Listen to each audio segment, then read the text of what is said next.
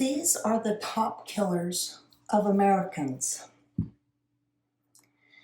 And over 2 million people die per year of these diseases. It's more than that. I'm going to go over some numbers with you. But the first thing that most Americans die of is heart disease, then cancer. COVID for 2021 was still present. It came in number 3rd. Accidents, this includes fire, motor vehicle, and drownings. Stroke, chronic lung diseases such as COPD, emphysema.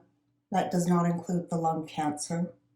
Alzheimer's, diabetes, liver disease, and kidney disease.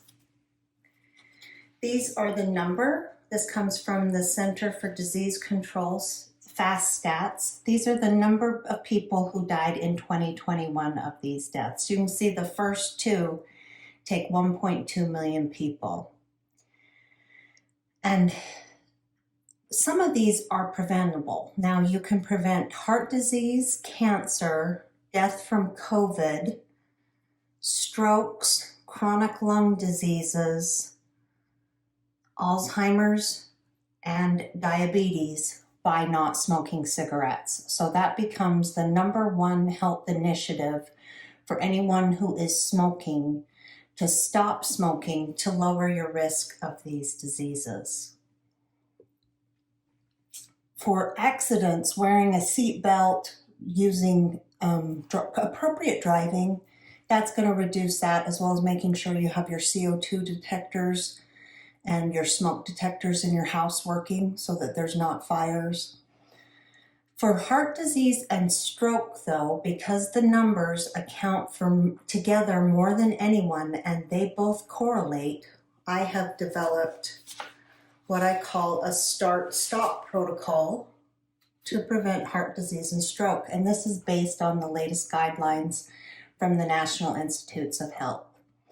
So to prevent heart disease and to prevent stroke, you stop smoking, you lower your LDL cholesterol, you get your weight below a BMI of 25. I'm currently sitting at 26, 27, and I'm still striving for this number. And then you want your blood pressure less than 130/90.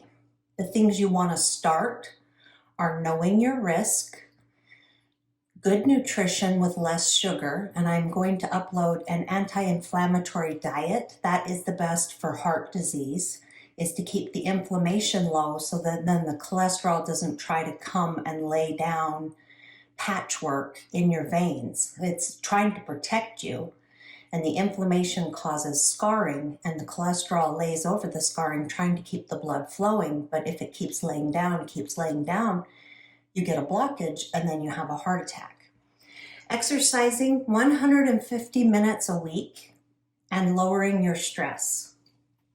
Now, the reason to do this is for the blue line is 2020 and the green line is 2021.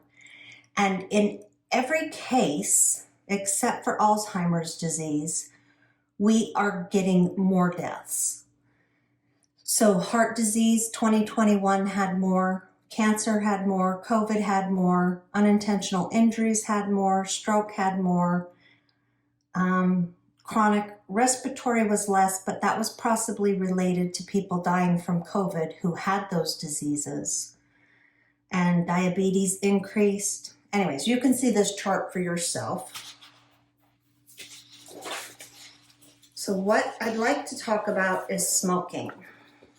Because smoking, I was a 3-pack-a-day smoker at one point. My favorite cigarettes were Pall Malls and Camels and Red Marbles. So I really liked a heavy cigarette. About a year and a half in, I wanted to quit smoking, but I was struggling. And I was smoking. Got a job where I could smoke. All my friends smoked. We'd go outside at night, smoke, come back in, do a little work, go outside, smoke. So everything kind of reinforced smoking. and I was highly addicted to nicotine, pretty much spent my entire day thinking about my next cigarette, which is how I got up to 3 packs a day.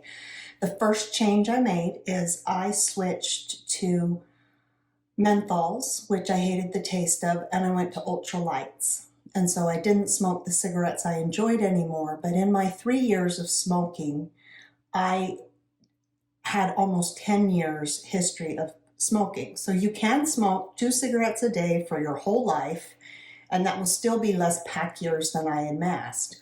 The problem is that very few people can just smoke the 2 cigarettes, and so it's better to quit. Now, these are the different things it is associated with. We kind of went over them on the previous page, but you can see heart disease, stroke, blood clots, stent blockages. So if you get a stent put in your heart to open up the artery, if you then continue smoking, it's easier to block that off. This is when you walk, the arteries to your legs don't get blood flow. It's painful, so they'll take a few steps, stop, take a few steps, stop. This is a rupture, or this can rupture rather, within your abdomen, and it's very hard to survive. Heart failure, arrhythmias, so this can be atrial or ventricular, so either in the top part of your heart or the bottom portion. Lung cancer, 80 to 90% of that is due to smoking, COPD, 85 to 95%.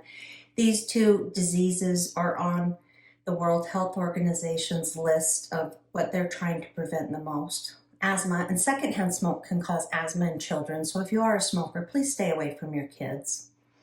It increases diabetic risk, aging of the eyes and blindness, poor wound healing. If you want to get orthopedic surgery, you actually have to prove to them that you've quit smoking, because the failure related to the vasoconstriction of the blood supply, it closes down and the blood supply doesn't get to the surgery site, and so then the hips and knees can fail.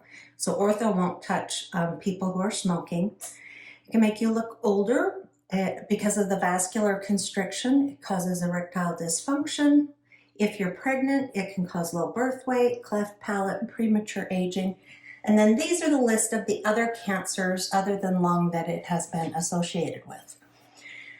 So if you do nothing else than quit smoking, you already have created quite a gain for yourself. There's many different ways. There's Chantix, there's patches, there are gums. For me, I did none of that. What happened was I got pneumonia from smoking outside in the middle of winter at 4 in the morning, and I couldn't smoke for 5 days. And at 3 days, the cigarettes are out of your body.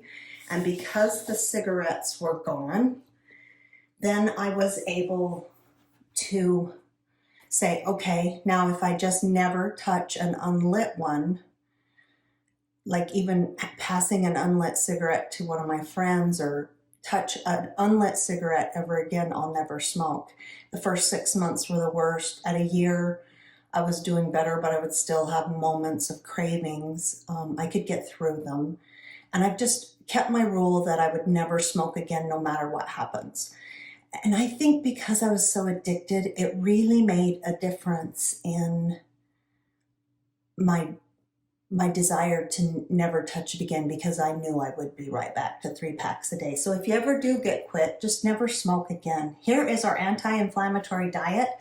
The ones in the blue, this is going to be uploaded so you can get a copy of this, but the ones in blue are the best overall for reducing inflammation, and then the ones in black cannot hurt you in any way, but they don't directly reduce the inflammation.